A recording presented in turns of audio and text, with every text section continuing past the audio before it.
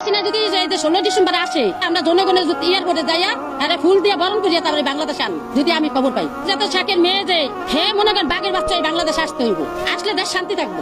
এই শেখ হাসিনা যেদিনকে বাংলাদেশে আসবে আবার কি যারা নাকি তারে খেদাইছে ওরাও আমগুলোকে বিড়াই যাবো গা, কারণ ওরাও বাঁচতে হইব গো। আর শেখ হাসিনা আইলে সব সল দেওয়া যাবো গা। শেখ হাসিনার দেশে শেখ হাসিনা আইব। শেখ হাসিনা তো চায়নি কারণ মাইরা ফালাইতে। শেখ হাসিনার নামে বদনাম দিতে 75 বছর বয়স। তারা এই দেশে আনেন গরিব বাচুক। সে যাওয়ার আগে এমন কোনো মাদ্রাসা নাই, এমন কোনো মাজার নাই টাকা না দেয়া গেছে।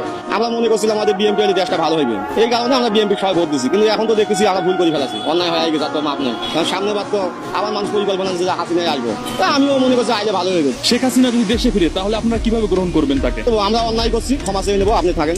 এখন দেশে নিশাখর বাইরে গেছে, প্রত্যেকটা মানুষের বাবা গাঁজা, কোনো বিচার নাই, যেখানে সেখানে মারামারি গাড়াগাড়ি। আমরা যখন ছাত্ররা দেশে রাজনীতি করলো, আমরা মনে করেন ছাত্ররা আমাদের সন্তান হয়তো ভালো হবে। দেখলাম যে এরা নিশাখর ক্যানভাসে বই গাঁজা খায়, বাবা খায়, ঠিক আছে, এরা দেশকে আপনি চলাইবে। তার এখন পালে আসছিল, ওরা নিয়ে আইলাম, ওনার ভালো হইবে। আরো দেখলাম যে গাঁজা খোল বাড়ি গেছে।